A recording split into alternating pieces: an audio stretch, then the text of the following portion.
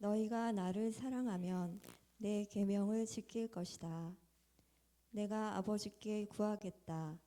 그리하면 아버지께서 다른 보혜사를 너희에게 보내셔서 영원히 너희와 함께 계시게 하실 것이다.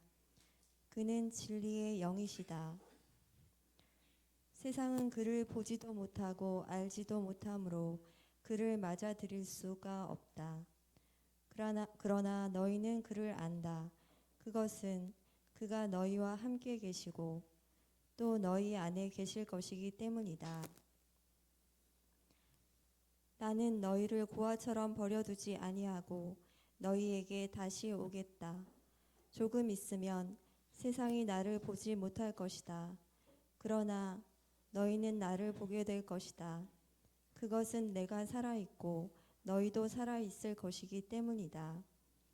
그날에 너희는 내가 내 아버지 안에 있고 너희가 내 안에 있으며 또 내가 너희 안에 있음을 알게 될 것이다. 내 계명을 받아서 지키는 사람은 나를 사랑하는 사람이요 나를 사랑하는 사람은 내 아버지의 사랑을 받을 것이다.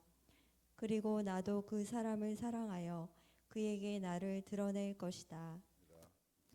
오늘 이제 설교 제목이 고비 너머입니다. 고비 너머. 지난주 설교 제목 혹시 생각나시나요? 경계 너머. 어떻게 이제 너머 하다 보니까 너머 시리즈가 지금 됐는데 고비 너머 원이죠. 그러니까 이게 2도 있고 3, 4 어디까지 나갈지도 모른다는 그런 뜻이기도 해요. 그리고 오늘 부제는 길 그리고 벗입니다. 길 그리고 벗이 뭔지 아시나요? 길벗 맞는데 다음 주 우리 이제 음악회 하는 건 아시나요? 네, 그 음악회의 제목이 길 그리고 벗이에요. 네. 그거 저기 교회에서 그 홍보하라고 이렇게 나눠드린 거 보셨죠? 보시기만 했습니까? 이렇게 전하기도 하셨습니까? 예, 벌써 이제 대답이 거기서는 좀 확실한 대답이 안 나오시는데 아직 일주일 남았으니까 보기만 하지 마시고 우리 주위에 있는 우리 다른 길벗들 또 다른 뭐 교회 다른 교회 다니는 분들도 좋습니다. 이렇게 전해서 한번 그렇게 초대를 해주시면 좋겠습니다. 오늘 제목이 이제 고비 너머인데 고비 그 삶에는 고비가 있습니다. 이제 경제적이고 재정적인 고비도 있죠. 그게 아마 큰 고비일 겁니다. 그런 어려움을 겪을 때. 또 관계의 고비도 있습니다. 어떤 갈등이 생기고 서로 오해해서 관계가 어그러질 때 그것도 참 사는데 얼마나 힘듭니까? 고비예요. 또 건강의 고비도 있어요. 원치 않는 질병을 얻어. 그러면 참 그때는 참 그 영성 생활도 신앙 생활도 갑자기 힘을 잃는 것 같아요. 몸이 약하면 몸이 굉장히 중요하죠. 요즘 젊은이들은 취업의 고비를 넘느라고 힘겹습니다. 어제 제가 어떤 청년과 이야기를 나눴는데 그 청년은 이력서를 한 몇 번쯤 썼을까요? 1번 50번, 2번 100번, 3번 이제 100번, 150번, 4번 200번. 몇 번일까요? 4번 틀렸어요. 여기 답이 없어요. 5번이에요. 250번. 그 얘기를 듣는데 정말 가슴이 얼마나 미어지는지 요즘 젊은이들이 그렇게 힘겹게 살아가는구나. 250번 이제 그 이력서를 냈는데 그 중에 뭐 1차 합격, 2차 합격, 면접까지는 몇 번 갔을까요? 30번 갔대요. 30번 면접까지 갔는데 또 거기서 떨어진 거예요.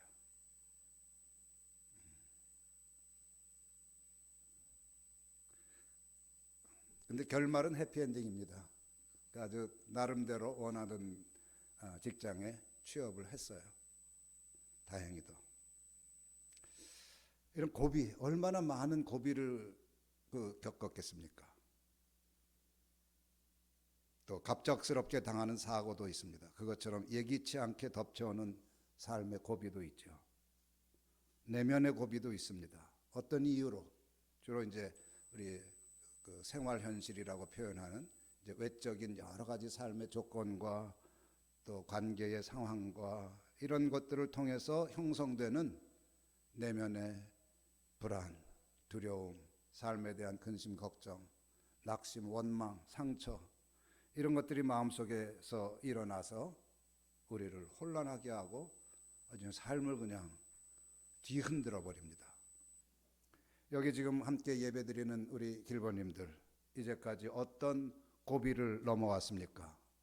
그리고 지금 어떤 고비를 넘어가고 계십니까?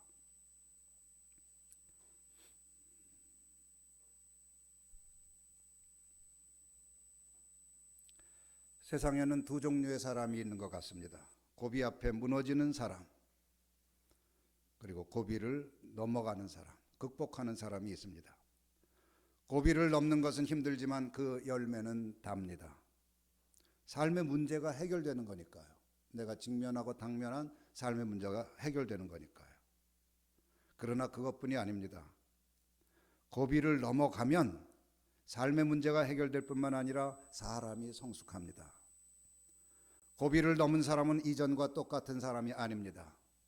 인내가 깊어지고 겸허해집니다. 시야가 넓어지고 배려심도 깊어집니다. 그래서 고비는 고통이지만 동시에 성숙의 문이기도 합니다. 고비는 막다른 벽처럼 보이지만 실은 삶의 새로운 지평을 열어줍니다. 근데 고비가 일시적으로 끝나는 경우도 있지만 몇 달, 아니 몇 년, 아니 거의 평생 지속되는 경우도 있어요. 아주 징그러운 운명이죠. 신앙 여정에도 고비가 있습니다.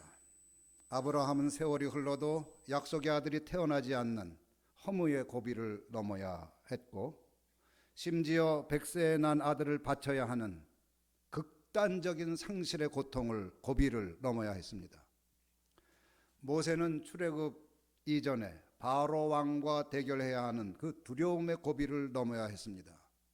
출애굽 후에는 백성들의 원망을 들어야 하는 배신의 고비를 넘어야 했습니다. 엘리야는 갈멜산의 승리 후에 아합 왕의 아내 이세벨의 추격을 피해야 하는 죽음의 고비를 넘어야 했습니다.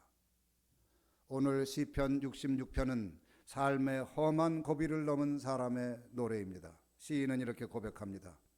하나님, 주님께서 우리를 그물에 걸리게 하시고 우리의 등에 무거운 짐을 지으시고 사람들을 시켜서 우리의 머리를 짓밟게 하시니 우리가 물속으로 뛰어들었나이다.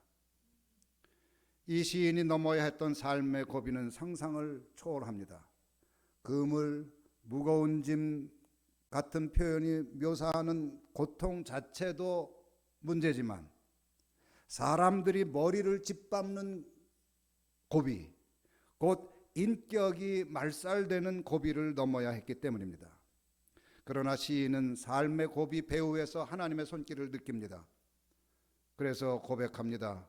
그러나 주님께서 우리를 마침내 건지셔서 모든 것이 풍족한 곳으로 이끌어 주셨습니다. 이것이 믿음의 언어입니다. 믿음은 삶의 고비를 넘은 사람에게 그러나를 말할 수 있게 합니다. 내가 불 속에 있었다. 그러나 주님께서 건지셨다. 물속을 지나갔다. 그러나 주님께서 이끄셨다. 무거운 짐을 졌다. 그러나 주님께서 마침내 풍족한 곳으로 인도하셨다. 물론 이것은 고비를 넘은 사람이 정말 힘겹게 어렵게 오랜 참음과 인내의 과정을 거쳐서 고비를 넘은 사람이 나중에 할 수 있는 말입니다. 아무 때나 아무에게나 이런 말을 남발해서는 안 되겠죠. 지금 힘든 사람에게, 지금 고비를 넘고 있는 사람에게, 그게 다 하나님의 뜻이야. 하나님이 풍족한 곳으로 이끌어 줄 거야. 함부로 얘기해서는 안 돼요. 기다려야 됩니다. 함께 견뎌줘야 합니다. 함께 그 사람의 그 사망의 음침한 골짜기 속에 현존해 줘야 합니다. 그 결과를 말하기 전에. 교회도 마찬가지입니다. 교회에도 고비가 있습니다. 재정적인 고비가 있습니다. 갈등의 고비가 있습니다. 때로는 교인 수가 줄어드는 고비를 만나기도 하고, 때로는 목회적 전환의 고비를 만나기도 합니다. 그러나 교회도 고비를 넘어야 성장합니다. 고비를 회피하거나 인간적인 방식으로 반응하거나 고비 앞에서 무너지면 교회는 든든히 서지 못합니다. 교회가 고비를 만날 때 중요한 것은 나의 해석이 아닙니다. 나의 생각도, 나의 감정도, 나의 판단도 아닙니다. 교회가 고비를 넘어서려면 하나님의 뜻을 물어야 합니다. 묻고 또 물어야 합니다. 이 상황에 있는 하나님의 뜻은 무엇입니까? 이 상황에서 내가 알아차려야 할 당신의 뜻은 무엇입니까? 그리고 하나님 뜻 앞에서 자기를 꺾어야 합니다. 자기 뜻 꺾어 하늘 뜻 받더니요. 우리 매일 아침마다 기도하지요.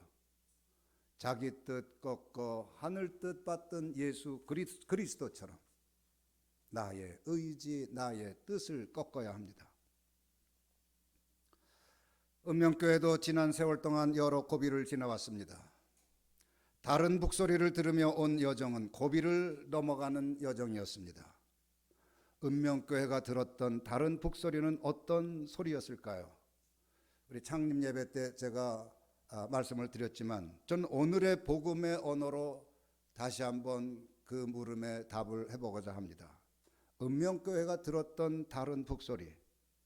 오늘의 복음에서 예수님은 성령을 아주 간결하게 묘사하십니다. 성령이 어떤 분이냐? 성령은 진리의 영이시다.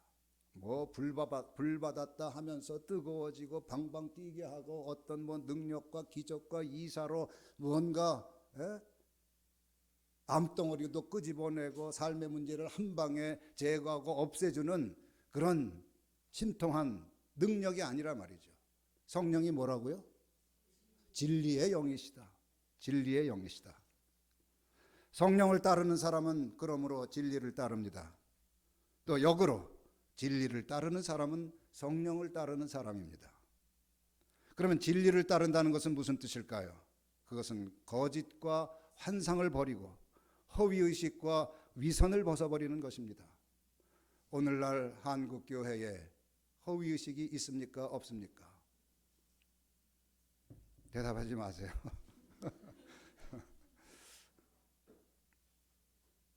성령을 따른다는 것은 진리를 따르는 거예요. 참 사람으로 진실하게 살아가는 것이 성령을 따르는 것이란 말씀입니다. 그래서 은명교회는 다른 사람들이 눈에 보이는 성장만을 교회 부흥으로 여길 때 그리스도인의 성숙을 고민했습니다. 세속적 성공을 축복으로 여길 때 참된 복음의 길을 물었습니다. 교회를 건물과 조직과 숫자로 평가할 때 사람의 영성을 형성하려고 했고 사람을 교회로 세우려고 했습니다. 때로는 유별난 길처럼 보이기도 했고 외로운 길이었지만 진실하게 성령의 길을 걸으려 했던 것입니다. 왜? 복음의 진실을 묻고 찾으려 했기 때문에, 따르려 했기 때문에. 그 길에서 우리는 무심예수를 만나 마음을 비웠습니다. 참자의 원형 그리스도를 만나 참자를 일깨웠습니다. 참자의 차원에서 사도신경이 말하는 성도가 서로 교통하려고 했습니다. 바로 여러분이 예배의 자리를 지켰고 기도의 숨을 이어갔으며 은명의 색깔을 진실하게 만들었습니다. 여러분의 있음, 여러분의 현존, 여러분의 동행, 여러분의 섬김이 은명교회를 성령이 함께 하시는 교회, 진실을 따르는 교회로 만들었습니다. 감사합니다. 진짜예요. 그냥 형식적으로 하는 멘트 아니라고요. 아시겠어요?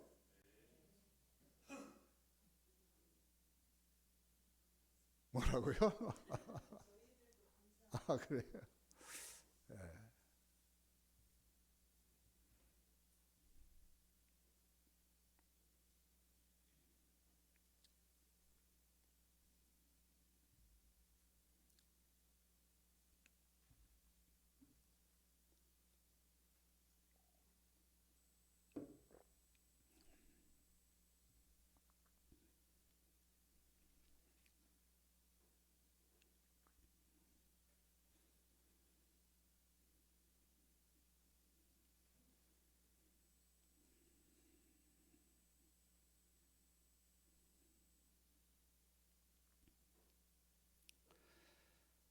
동시에 우리는 기억해야 합니다. 교회는 같은 공간에 현존하는 길벗의 힘만으로는 세워지는 것이 아닙니다. 바다의 한 부분은 더 큰 바다의 일부이듯이 하나의 개척교회는 더 큰 만남 속에서 존재할 수 있음을 기억해야 합니다.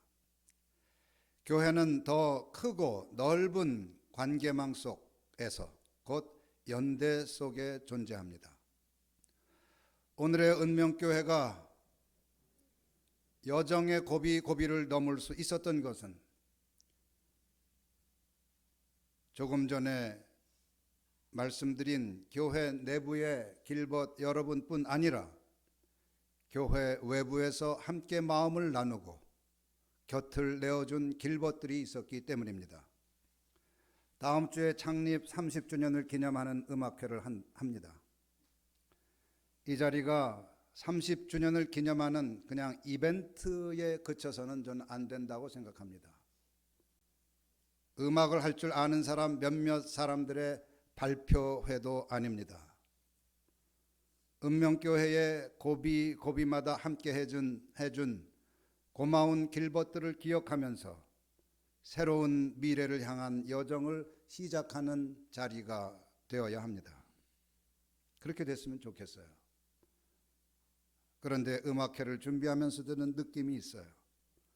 요즘 우리 길벗님들이 좀 지친 것 같아요.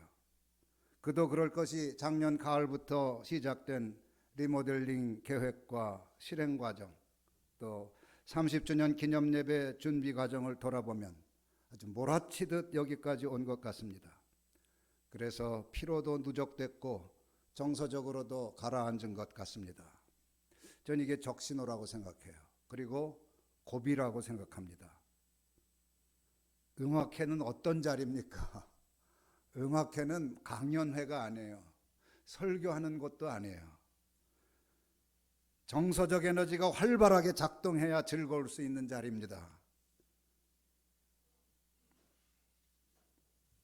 그래서 뭔가 정말 신명나게 아까 우리 야훼 우리 하나님 찬양할 때처럼 그 마지막 3절 끝에가 뭐예요?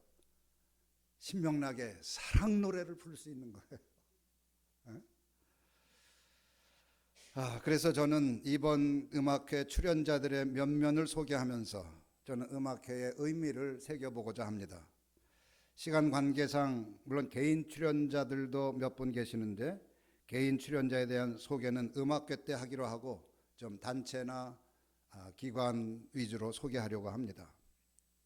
이제 첫째, 그동안 그때 다음 주에 음악회 때 이제 주요 순서를 이제 맡을 분들이 연세 교수 앙상블입니다. 연세 교수 앙상블은 그동안 은명교회가 고통받는 이웃을 돕기 위해 마련한 나눔 콘서트에 여러 차례 함께 해주었습니다. 바쁜 일정 속에서도 시간을 내 연습하고 출연료도 받지 않은 채 기꺼이 무대에 섰습니다. 그분들의 노래는 단순한 공연이 아니라 고통받는 이웃을 향한 사랑의 실천이었습니다. 특히 읍명교회의 장애인 사역에 귀한 도움을 주었습니다.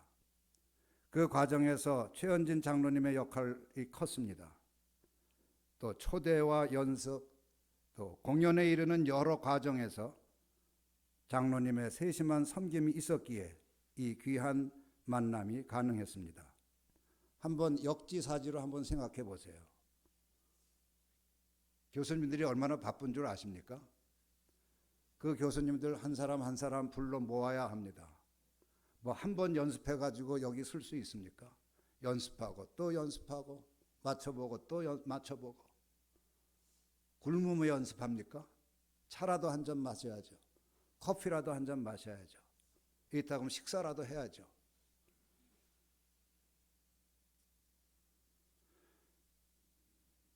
읍명교회가 말해온 순빛의 삶 중에서 빛의 삶, 곧 이웃사랑의 사역에 연세 교수 앙상블은 아름다운 길벗이 되어 주었습니다.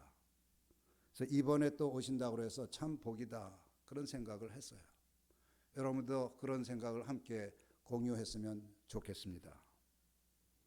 이번 음악회에서도 연세 교수 앙상블은 이제 중심 순서를 맡아서 5곡을 노래하고 마지막에는 읍명교회 성가대와 함께 연합 찬양을 할 예정입니다. 서로 다른 자리에서 걸어온 이들이 한 목소리로 하나님을 찬양하는 모습은 그야말로 환대와 연대를 상징하는 아름다운 장면이 되리라 믿습니다. 최 장로님 수고가 많으십니다. 감사합니다. 이쯤 되면 여러분 반응이 좀 있어야 되잖아요.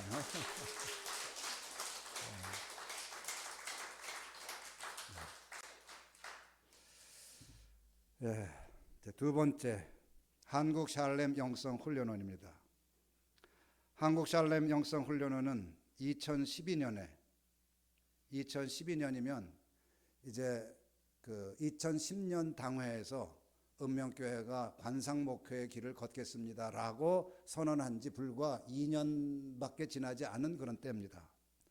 그래서 읍명교회의 관상목회의 길이 아직 낯설고 어렵고 무엇보다 외롭게 느껴지던 때 함께하면 좋겠다는 요청을 해온 기관입니다. 저는 그때 한국교회에 관상적 영성을 추구하는 사람들이 있음을 처음 알았습니다. 그 초대는 제게 큰 위로와 힘이 되었습니다. 그 후로 저는 샬렘 영성훈련원의 이사로 참여하게 되었습니다. 그리고 제가 번역한 침묵수업, 기도수업, 현존으로의 초대 등과 같은 책들이 이 샬렘 영성훈련원을 통해서 출판되었습니다. 이 책들은 한국교회 안에 관상적 영성을 소개하고 확산하는 중요한 통로가 되었습니다. 지금도 저는 샬렘을 통해서 침묵수업 강독 피정, 또 예수기도 입문, 또 향심기도 심화과정 등을 강의하면서 관상적 영성을 나누고 있습니다. 한국 샬렘 영성훈련원의 원장이 김홍일 신부입니다. 이분은 성공회에 속한 성직자입니다. 초대를 했더니 기꺼이 오셨고 오시는데 덕담도 한마디 해주세요 그랬더니 그러죠 그러더라고요. 근데 하나 더 있어요. 노래도 좀 해주세요 그랬더니 네, 해주시겠다고 그렇게 해서 한 순서가 또 마련됐습니다. 한국 샬렘 영성 훈련원은 읍명교회 관상목회의 좋은 동반자입니다. 읍명교회가 홀로 외롭게 관상의 길을 걸을 때 이 길이 맞다고 확인해 준 소중한 길벗입니다. 세 번째 안골 교회입니다. 여기 지금 안 나오고 있어요? 안 나와요 이거? 이제 나오네. 이 앞에서는 안 나왔어요? 다시 좀 보여주세요. 앞에 거 다시. 그렇죠. 이게 나왔어야지요. 아, 그래. 네, 이게 중요한 순서입니다. 그 다음, 한국 샬렘 영성 훈련은 김홍일 길버님. 그 다음에 이제 세 번째가 이제 안골교회입니다. 안골교회는 은명교회와 관상기도의 길을 걷기 시작할 때부터 아주 초창기부터 함께 해온 귀한 길벗입니다. 아직 한국교회 안에서 관상기도가 낯설고 많은 이들이 관심을 갖지 않던 때, 심지어 이단이라고 매도할 때 안골교회의 서용수 목사님과 김진희 사모님은 관상기도에 대한 저의 이야기를 진심으로 경청해 주었습니다. 그리고 그것을 이론으로만 받아들이지 않고 함께 수련하면서 실제 목회 현장에 적용했습니다. 안골교회는 제가 쓴 책을 가지고 지금도 꾸준히 독서 모임을 하고 있습니다. 그래서 독서 모임을 시작할 때마다 저를 초대해서 저자 직강 혹은 뭐 번역자 초대에 어쩌고 저쩌고 그런 시간을 마련해 가지고 또 그 한마디 말을 하게 하기도 하고 있습니다.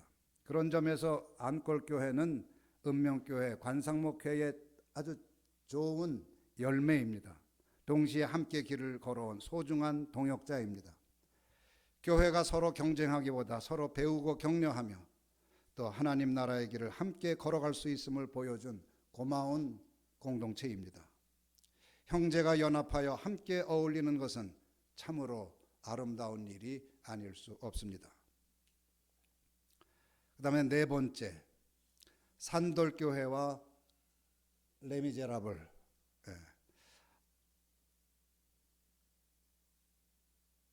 산돌교회와 레미제라블은 안영술 목사님과 김효경 목사님 부부가 섬기는 관상적 선교 공동체입니다. 안영술 목사님은 산돌교회를 통해 목회하고 있고 김효경 목사님은 레미제라블을 통해서 다양한 프로그램과 복음 사역을 감당하고 있습니다. 김효경 목사님은 강현신 목사님의 소개로 알게 되었는데 제 수업에서 강의를 해주신 적도 있습니다. 몇 년 전에는 은명교회에서 한 달 동안 설교도 해주셨죠. 저 역시 그 공동체에서 강의한 적이 있습니다. 장로교 통합 측으로 교단은 다르지만 서로의 자리에서 배우고 나누며 깊은 동역의 연대가 형성되었습니다. 은명교회 리모델링을 맡았던 요셉의 창고 역시 김효경 목사님을 통해 소개받았습니다.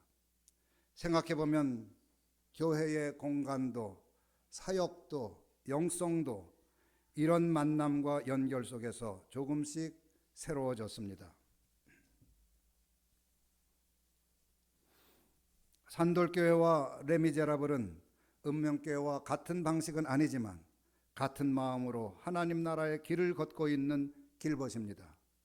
서로 다른 자리에서 같은 숨을 쉬고 같은 빛을 향해 걸어가는 동역자입니다.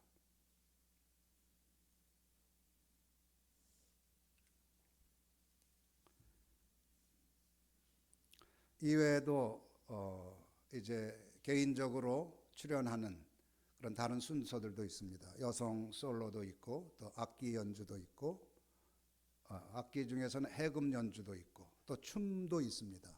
기대를 가지고 많이 참여하기를 바랍니다. 아무튼 하나님은 은명교회 고비마다 사람을 보내주셨고 만남을 열어주셨습니다. 그리고 서로 다른 자리에서 순빛의 삶을 향해 걷는 길벗들을 보내주셨습니다. 그러므로 이들과 함께하는 것은 그냥 과거의 인연을 추억하기 위함이 아닙니다. 거대한 섭리의 흐름 속에서 하나님이 은명교회를 어떻게 이끌어 오셨는지를 알아차리는 영적 행위입니다. 동시에 앞으로의 고비도 혼자 넘지 말라는 초대입니다. 교회는 만남 속에서 시작되고 환대 속에서 깊어지며 연대 속에서 넓어집니다. 이번 음악회는 바로 그 사실을 노래와 연주와 춤으로 확인하는 자리입니다. 지금 은명교회는 전환기의 고비 앞에 서 있습니다. 그러나 고비는 끝이 아닙니다. 고비는 하나님께서 우리를 더 깊은 곳으로, 더 넓은 곳으로 부르시는 문턱입니다. 바라기는 이번 음악회가 그 문턱 앞에 선 우리의 지친 마음을 어루만지고 두려워하는 영혼에 새로운 숨결을 불어넣고 다시 신명나게 사랑의 노래 함께 부르며 길을 떠날 수 있는 정서적 에너지와 영적 에너지를 공급받는 은혜의 시간, 재충전의 시간이 되기를 바랍니다.